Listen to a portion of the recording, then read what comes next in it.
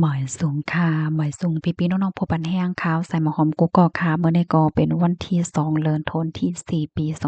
2025ในตอนรายการเฮาค่ะตอนในที่วันเอาพี่น้องเฮาค่ะมารับชมด้วยข่าวง่าโหในค่ะอันนี้ก็มีผู้ชายคนหนึ่งแผนคอสิรู้สึกสายใจไว้อยู่ที่ในกลางหน้าวันไหนเอา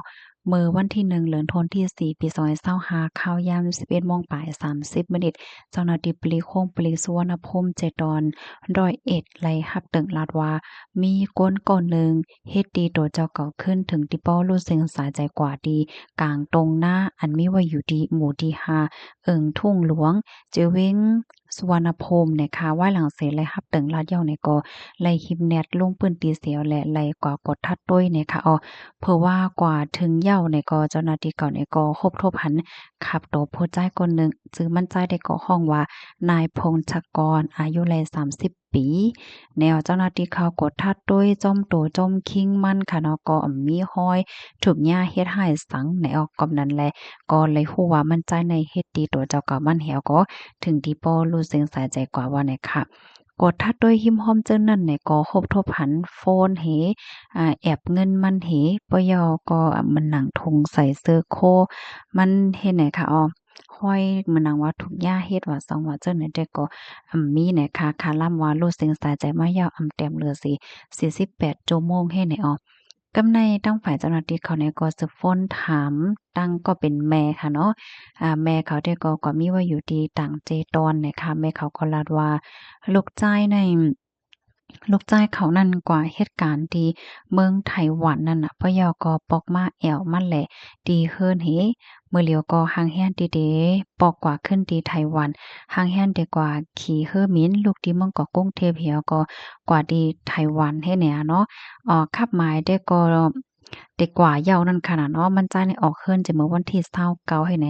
ขี่รถเฮกว่าขึ้นเฮอหมินที่เมืองกอกจังไหนค่ะข้าวยามสึกมาเนี่ยก็เป็นแม่โทร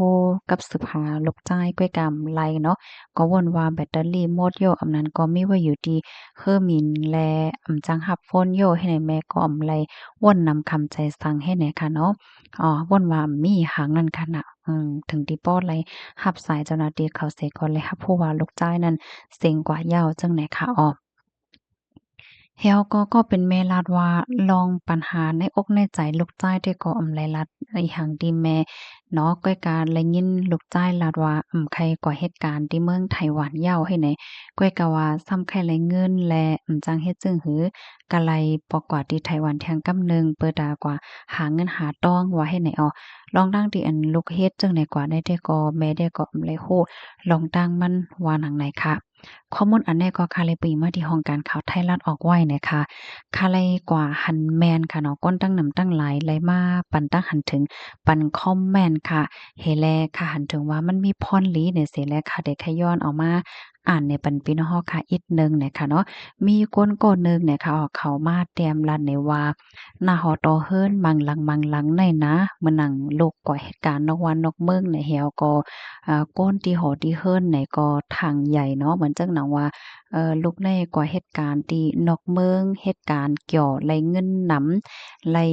ล่เงินนำแหวก็มุงมองนั่นน่ะเนาะมุงมองที่ลูกแห้งน่ะป้นตีเหมือนจังหนังว่า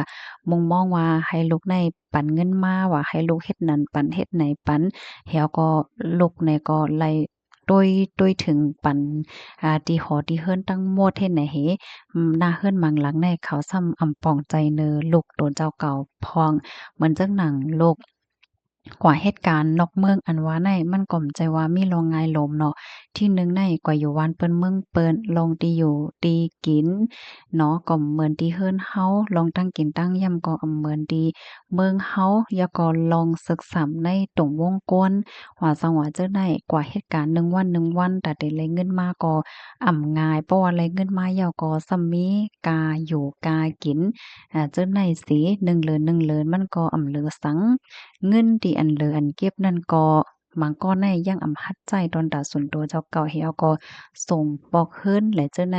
ก้อยกาพ่อแม่มังก็ซ้ำปองใจทางว่าลูกตัวเจ้าเก่านั่นเกี่ยวน่ะซื้อน่ะเงินนำหนาและเงินนำและเงินง่ายน่ะเนี่ยเสิแลมุงมองมังก็ในถึงขั้นที่ว่าตุกย้อนตีลูกไข่ไรอันนั้นไข่ไรอันไหนเฮ็ดไหนเนี่ยว่าเนาะมันก็เขาก็ปันตั้งหันถึงจึงไหน แล้วก็มีแทงก้อนหนึ่งเขาก็ปันตั้งหันถึงว่าลองตั้งมันได้แต่ก็มังหน้าเฮิรนนั่นน่ะเนาะมันก็เป็นเฮ็ดนั้นแต่จังไหนเพราะว่า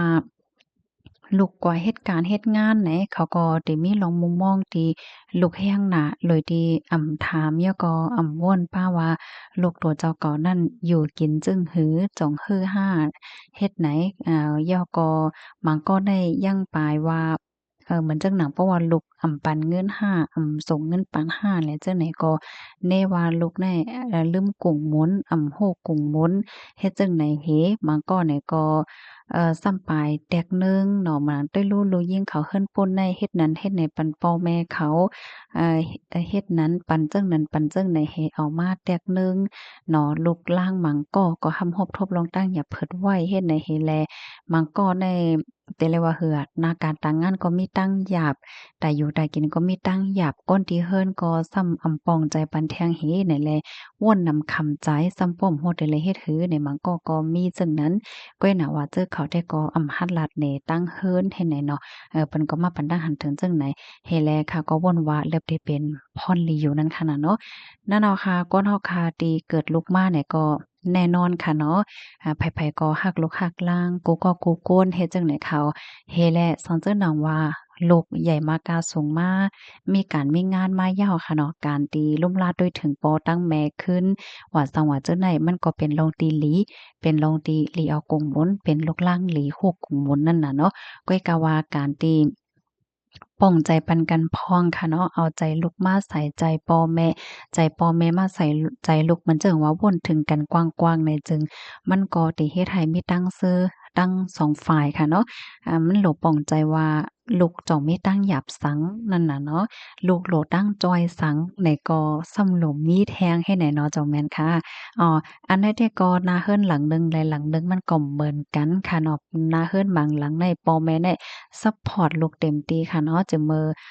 ก็เลขส่งขึ้นเฮ็ดว่าจ้อยสังสิงกูสำเสียนเปิงเฮก็อำไลมุงมองอีหังตีลูกล่างเฮ็ดจังไหนก็มี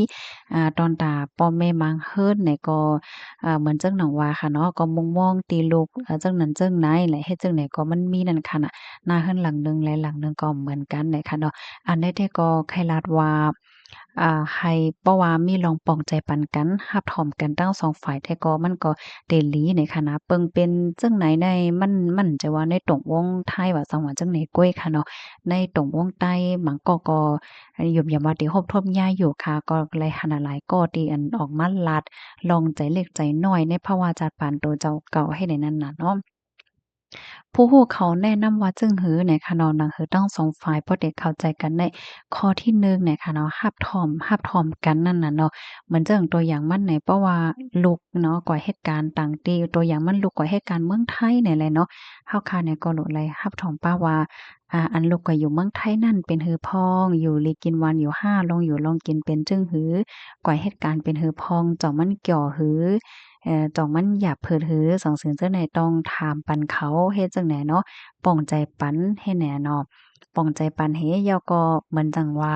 โหลตั้งจอยเทียมสังเนี่ยจอยเทียมแล้วจั่งหือก็จอยเทียมให้ไหนเนาะข้อที่3เนี่ยก็แตกหนึ่งค่ะเนาะมันน่ะว่าด้วยลูกลูกเปิ้นได้เฮ็ดนั้นเฮ็ดแหนลูกเปิ้นได้ปันพ่อแม่เปิ้นจั่งไหนลูกเปิ้นเฮ็ดจั่งไหนลูกเปิ้นเฮ็ดเฮิรนลูกเปิ้นซื้อกาลูกเปิ้นไลโพสะเทลูกเปิ้นไรจั่งซี้เนี่ยจั่งใดเนี่ยอย่าไปแตกเนิกเนี่ยค่ะเนาะโลเลยเป้งป้อหั้นใจเนื้ออันโตเจ้าก็เฮามีเลยรูปร่างเฮาเป็นนะคะเพราะว่าก็แต่งเนื่องตั้งเปิ้นไหนมันได้เฮ็ดให้รูปร่างโตเจ้าก็นั่นใจเล็กนะเฮ็ดให้เขา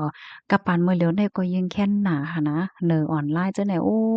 เต็มเต๊ได้เฮาคาไว้ให้ก่อนค่ะเนาะมันก็เนี่ยก็เตมาต่างมาหังว่าเฮ็ดปัน